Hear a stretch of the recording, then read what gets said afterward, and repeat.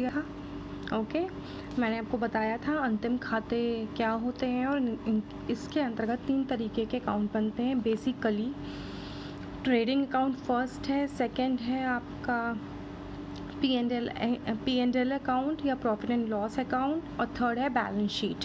Alright, अब हम जानेंगे कि व्यापारिक खाते का अर्थ क्या है और उसके उद्देश्य का प्रारूप क्या है एवं प्रारूप। ठीक, फॉर्मेट, प्रारूप मतलब फॉर्मेट। व्यापार खाते का अर्थ, व्यापार खाते का निर्माण का इस प्रकार किया जाता है कि वह विक्रय पर सकल लाभ को प्रदर्शित कर सके। यह लाभ विक्रय प्राप्ति के विरुद्ध विक्रय की लागत का समायोजन करके किया जाता है। ये विचार नॉर्थकॉट ने व्यापार खाते का अर्थ बताते समय प्रकट किए हैं। ये नॉर्थकॉट जो एक आपके ऑथर कह सकते हैं, या ये कह सकते हैं कि ये जो कॉमर्स के जो जानने वाले हैं, ठीक है, उन्होंने अपने विचार प्रकट किए हैं। देखो, बेसिकली ट्रेडिंग अकाउंट क्या होता है? बेसिकली ट्रेडिंग अकाउंट होता है कि जो हमने माल बेचा, ठीक, तो हमें क्या मिलेगा? सेल्स प्राइस मिलेगा, ठीक है, और उस माल को बनाने में हमने कितना एक्सपेंसेस किया, ठीक, तो माल को बनाने में कितना एक्सपेंसेस किया, और मतलब cost of goods sold, cost क्या है उस गुड्स की, और हमने कितने में बेचा। तो इसका अंतर क्या हुआ? या तो हमें प्रॉफिट होगा या तो हमें लॉस होगा। जैसे कि हमने माल बनाया, मान लो 50 रुपये का, ठीक है, एग्जाम्पल के लिए, और हमने उसको बेच दिया 100 रुपये में, तो 50 रुपये क्या हुआ? प्रॉफिट हुआ। ऑलराइट, तो यही चीज़ मैं आपको बताना चाह रही हूँ कि जो प्रॉफिट है वो सकल लाभ है, मतलब ग्रॉस प्रॉफिट है, और अगर लॉस होगा तो ग्रॉस लॉस होगा, ठीक, क्योंकि व्यापार खाते से जो लाभ हानि निकलता है उसको ग्रॉस प्रॉफिट या ग्रॉस लॉस कहते हैं। और उसके बाद जब हम पीएल बनाते हैं तो उसमें जो भी हेड्स लिखते हैं उसके बाद जो प्रॉफिट एंड लॉस पता लगता है वो नेट प्रॉफिट और नेट लॉस पता लगता है। ऑलराइट,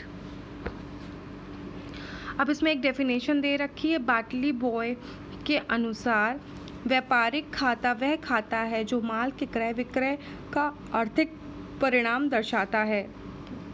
इस प्रकार खाते के बनाने में सामान्य स्थापना व्यय को जोड़ दिया जाता है। इसमें केवल माल संबंधी सौदों को ही लिखा जाता है। अगर इससे रिलेटेड कोई थ्योरी क्वेश्चन आ जाता है तो आपको ये एक डेफिनेशन देनी है, और ये नॉर्थकॉट ने क्या कहा ये बताना है, और फिर मैंने आपको प्रूफ फॉर्मेट बताया है वो भी बताना है। ऑलराइट, अब देखो इसमें क्या है, व्यापार खाते में केवल माल संबंधी व्यवहारों को ही लिखा जाता है। जैसे ओपनिंग स्टॉक है, माल का क्रय मतलब परचेजेस है, क्रय वापसी परचेजेस, रिटर्न है, माल को बनाने के खर्चे, माल को क्रय करने के खर्चे, व्यापारिक स्थान तक लाने के खर्चे, माल का विक्रय मतलब सेल्स रिटर्न, और अंतिम रहतियाँ मतलब क्लोजिंग स्टॉक। ऑलराइट, व्यापारिक खाता तैयार करने का उद्देश्य सकल लाभ या सकल हानि ज्ञात करना होता है। इसका सिद्धांत यह है कि अवधि विशेष में बेचे गए माल का मूल्य उसकी लागत से मिलाया जाए, अतः समस्त व्यय जो कच्चे माल की खरीद, उत्पाद और विनिर्माण से संबंधित रखते हैं व्यापार खाते में शामिल किए जाते हैं। ओके, फिर है कि आपको इसका उद्देश्य क्या है, क्यों बनाया जाता है? सकल लाभ सकल हानि ज्ञात करने के लिए, इस वर्ष के क्रय विक्रय की तुलना गत वर्ष के क्रय विक्रय से करने के लिए, ठीक है, सकल लाभ की बिक्री पर दर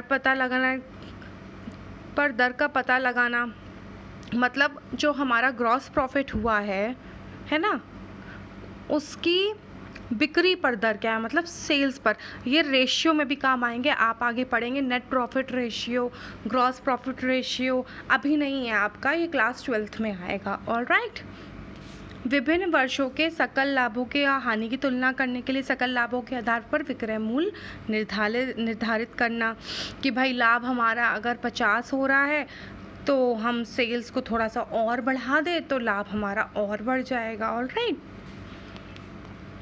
आवश्यकता एवं महत्व ये सब आप अपने से पढ़ेंगे, ठीक है, कोई प्रॉब्लम होती है तो मुझसे पूछेंगे। ये इसका प्रारूप है, फॉर्मेट, प्रोफॉर्मा, कुछ भी कह लीजिए। मैंने फॉर्मेट एक आपको सेंड करा है, बट ये फॉर्मेट बहुत इजी है, तो आप लोग देखिएगा और समझेंगे। ओके।